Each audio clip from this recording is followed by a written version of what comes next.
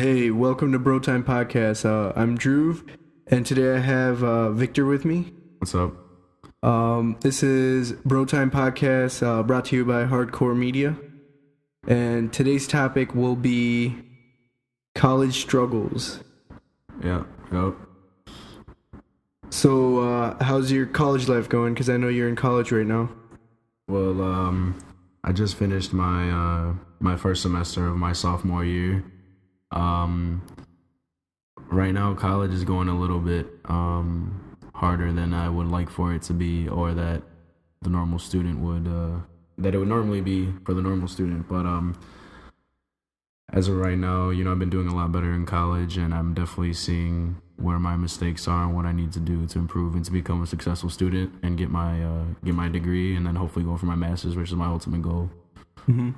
I know a lot of people are like surprised when they get to college that it's like a lot of your own time management skills come into play. Definitely, yeah. I mean, the high school I went to, their whole thing, they even had college prep in the name, and their whole philosophy was, oh, we prepare you for college. Well, that was the biggest lie I've ever heard in my life, because my first day of college, I was like, what the hell is going on? You know what I mean? And I lived on campus my first year, and so I think that definitely did worse. That did me worse than if I would have stayed at home, because I had the first taste of being in my own spot, having all this freedom, not having my mom breathing down my neck. So I think that definitely played a role into what I messed up in, and so I would definitely. Do you think the first year everyone should commute, stay home? I don't because you don't make as many friends and stuff either, right? Right. I mean, yeah. I made a lot of friends dorming, especially on my floor, and just people around. I met like a lot of cool guys, a lot of cool girls. Some of whom I don't talk to anymore, but I was just kind of like, you're in college, you're just there to have fun and go to school. So, but I wouldn't say that. I definitely think it depends on the person, to be honest with you, because there's people. My own roommate. He dormed. And look, he did perfectly okay, and it was just me that messed up, So I definitely think it just depends on what you're used to and, just where you come from. Because my mom was she wasn't overly strict to a point, I had some freedom, but to be completely on my own, to not have my mom in the next room, to not have my brother a couple blocks away, and so. I kind of felt really overwhelmed with accepting the fact that I was responsible for myself. And I think that's the first step. I think it's not even necessarily that you're on your own, or you live in dorms, or you live at home. I think it's just having that proper example, that good example, to show you how to properly manage your time. And that's just something that I didn't get through high school and through my family and through my mom, because I was the first person in my family to go to college. And so it's kind of just like I had to learn that on my own, you know what I mean? So it's just kind of like that was the first show. It's just being on your own. Yeah. What do you think about all those student loans that I racked up previously, but you're racking up now probably? Well, I'll just say thankfully most of them aren't in my name. That doesn't mean you don't have to pay them. That's not what that means. But I mean, really, because when I had started college, my mom had told me, she's like, I don't want you to have to worry about any loans. Like, I'm gonna take out all the loans for you. Like, this and that. Like, I'll pay for it. Like, you just focus on school. And so my first semester, that's what I did, and it got. I don't want to say that was the reason I messed up how I did, or I struggled as much as I did, but I definitely feel like if I would have had a job and I wasn't told that I didn't have a responsibility other than to go to school, that I think if I would have had a job, it would have helped me a lot better. Because definitely right now, I'm working too. I just got a second job now that I'm on winter break. So I can definitely see the importance of having a job and the structure that it helps me build. Because having the mind frame that I don't have to worry about anything but going to school is not the right thing to tell a person, or an 18-year-old fresh out of high school, especially me. Because I just took that and I ran with it. I was like, oh, fuck it, I don't gotta worry about school. But I guess it depends on what major too, because I know a lot of pre-med stuff, you have to, like, if you're working and you're doing this, you're not getting any sleep. And I'm a business major, so my major is marketing, and so for the first semester, actually, my major wasn't declared for some reason, even though I had got into the business school. I declared it anyway, but my course load definitely wasn't taxing at all. It was majority gen eds. I think I took one business class. Really, well, two business class if you count econ, but I mean it's a business like gen ed in a sense. Yeah. So I mean, I only took one class, and really none of my classes were taxing whatsoever. Like, I didn't struggle in any of those classes. It was literally just me not putting in the effort nor the time, and that's what put me in the situation into the situation that I am now, and made me had to crawl out of this hole. Yeah, a lot of people, like, if you don't realize it by the end of the first year or something, that's when you're in trouble. Yeah, but I see that, but my first semester was just so terrible that it seemed like I went a whole year of messing up. But no, definitely when the second semester came around, I definitely turned things around. And then over the summer, I fell back a little bit more. But now, finishing this, I'm very confident after this first semester. I did a lot better than I expected to. And I can only see myself doing a lot better as time goes on. And so that's what I'm hoping for. That's what I'm going to strive for, and that's going to be my game plan, is to just keep doing better and to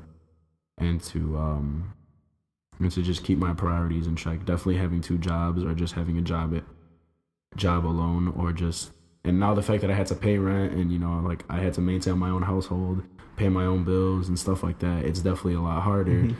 but it's definitely teaching me time management and how to prioritize my life properly. And I think that's definitely the main thing you get from college. It's an expensive lesson you learn from college, but at the same time, I think it's definitely useful if you didn't get that when you were growing up. Mm-hmm.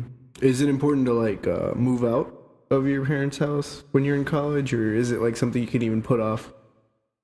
Honestly, I think it's something that you can put off. I mean, honestly, it depends on what you're into and what you want to be doing. If you want to get your own place or stay at your parents' house. But with me, my mom actually pushed me to dorm, and so I did that. And she wanted you out of the house. I don't necessarily think that she wanted me out of the house. I just think it was like her. She actually told me, she's like, you'll meet a lot of people, you'll learn this and that. But there's a huge difference between dorming and having like your own place.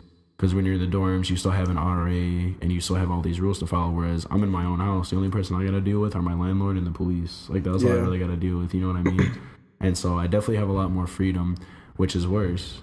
I don't want to say it's worse because it's good to have freedom. It's just more responsibility. Right. It's more responsibility on my end and the people that I live with. And now it's more than just going to school and going to my dorm. Now I got to go to school. I got to go to work, maintain my household, take like a majority of my paycheck to pay for these bills and this house, whereas opposed to if I was just working, living in the dorms, I just save up money to go do whatever the hell I want to. But at the end of the day, you're still taking out loans to live there, right? And you're still taking out loans to either pay for the rent or to pay for your schooling. Yeah, you looking forward to paying those loans? Man, that's why I hope to be a millionaire by the time I'm 30. Screw that, man. Yeah, I mean, you're probably gonna have to pay those loans before that. Right. Yeah, but as far as I think that's like the biggest struggle with college. It's more than just because really anybody can learn a subject. If you just sit there and you have the right teacher, or you apply the right work ethic to it. You can learn anything. You can do anything. I think the most important lesson that you learn from college, and it's also the hardest to grasp and to get a hold of, is that of time management and actually being an adult with adult responsibilities, because that's something that a school can't teach, that no school can teach you and no parents can teach you, because at the end of the day they can tell you what to do from right from wrong and show you how to do stuff, but at the end of the day when you're in that situation itself by yourself, it's kind of like you're learning on the job. Right. Yeah. Exactly. It's just you're learning on the job. You can definitely be as prepared as you want to, but as soon as that moment hits, it's either make it or break it, and nobody's gonna hold your hand in life. Mm-hmm. Do you think it's more important to have a car or your own apartment? Definitely your own apartment, because CTA is right there. You know what I mean? CTA is all over the city. I mean, whether you like it or not. It takes longer for you to get places, though. That's the problem. that also helps you with time management. Because at the end of the day, you don't feel like going over to your friend's house because it takes too long. Right. No, but at the end of the day, here's the drawback. Here's the difference between having a car and your own place. Say your car note is like $400 a month or something. I don't know, something like that. I don't know how to have a car, so I don't know what the hell car notes cost. But like you could just buy it out straight, because like a lot of parents might just put like $4,000 or something and just buy a crappy car, but it still works. Yeah, but then it's the potential cost is greater than what you're actually gonna get out of it. If it's like a family car, it's not gonna be that bad. Yeah, but if your mom just buys you a crappy car and is like, here, go ahead, like there could be a lot more problems because it is a crappy car. It's been used before, you know what I mean, and its value depreciates by half as soon as you drive it off the lot in the first place. So you can sit here. This will be your baby. And what about this $10,000 loan or $10,000 car for? $10,000 dorm or $10,000 car?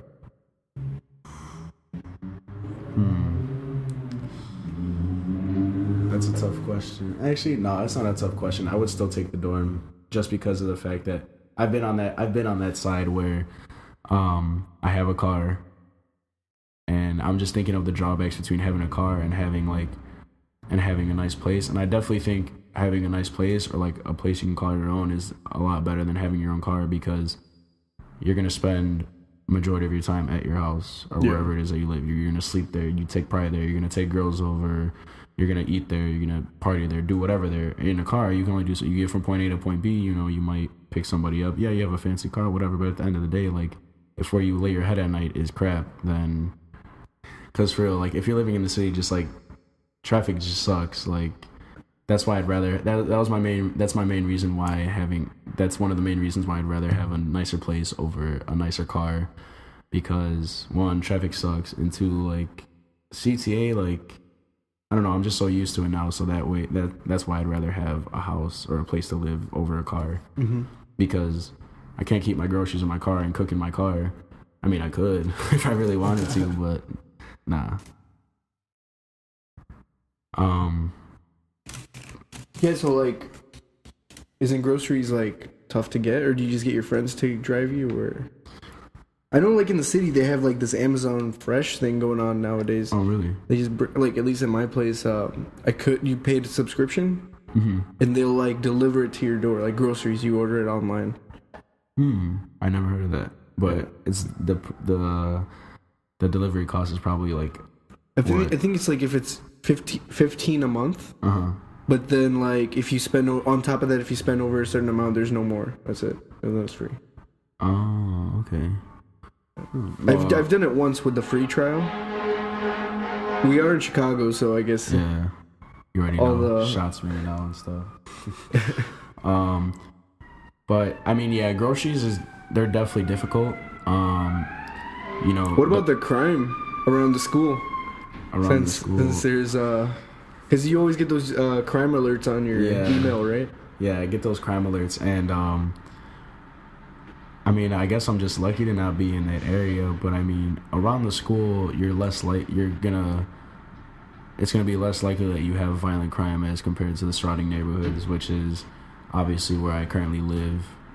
And so, I mean, living in that and still going to school and stuff like that, it's definitely hard to stay motivated when you live in a bad neighborhood and you're trying to go to school, because there's just so many things on every corner just tempting you, so many things that can make you scared to go outside. And so being able to go to school, in a bad neighborhood, or like where you live in a bad neighborhood, is just like, that's a battle in and of itself, because most people that live in bad neighborhoods, they don't even make it out, or they don't go to school, and they just do whatever they're doing in another neighborhood or whatever. They don't even live to see college. And so the fact that, you live in a bad neighborhood, or you live in a certain part of the city and you're still going to school, like that in and of itself is its own battle. And that definitely says a lot about one's character and their willingness to do new things and to better themselves. Yeah. So is there anything else you wanted to cover? Or I guess just a bit of advice. I mean, it all really just depends on, your major. Like I said, I'm a business major, so my workload isn't really that extensive. But just as a college student in general, you know what I mean? I think about this a lot, and it may be dark, but you sit here and you go through life, you're told you put in all this work and the world is yours. We live in the United States where it's the land of opportunity. You're told you could do whatever you want, but when you get to college or when you're in college, you're going to learn that that's not true, that there's so many hoops that you had to jump through. There's so many things that you had to do before that nobody's told you about before. And I think that's what scares people the most. And so my advice to anyone that's in college or just starting college or whoever's listening to this, just take your work seriously, but don't make it your life, because you're going to sit here and stress about it. Some people get depressed over their work. Some people get anxiety, stress. They go into bad eating habits. They can lose a lot of weight or gain a lot of weight. And, that's not healthy. And you're going to stress yourself for a piece of paper. And at the end of the day, you're going to learn maybe like a few new things that you hadn't known before as far as intellectual things. But what you're mostly going to learn is just how to be an actual human adult and how to be responsible. And at the same time, you got to have those grades up. But to get that job. I'm not saying don't take your school seriously, but don't make it like your life, because tomorrow you could make it less stressful. If you put more time towards it, you can make it less stressful for you. Because if you're doing everything last second, then that's when the stress happens, right? I mean, not even that. That's why I said depending on your major, because I know some people, like, they put in so much work and they still feel like they're behind. And, like, that, I think that's ridiculous. If you put in that amount of work and you still feel like you're behind, either you need to change your field, or, like, somebody's not doing something right, whether it's you or the teacher. And most of the time it's you, because the teacher's already got their job, they got their paycheck already. They don't really care. And so that's why I'm saying, like, focus on your work a lot, do as best as you can, but I mean, don't stress yourself, don't kill yourself over every little bad thing. Go out and have fun. Don't sit here and say, oh, I'm gonna grind. No sleep till winter break, or I'm not gonna go out till winter break. No, because tomorrow's not promised. And especially living in the city, especially in Chicago, you learn that quick, because you can, whether you're in the violence or not, whether you're the cause of it or whatever, like, you can be taken away from this earth at any point in time for no reason at all. Whether you're religious or not, whatever you believe, like, you can just be gone at any moment. And so just to think about that you put in all this work, years and years and years, all those sleepless nights and all this stuff like that, just for you to be taken away. And that's just kind of, I think about that a lot. And I'm not saying that's why I did bad, but I definitely have that in the back of my head.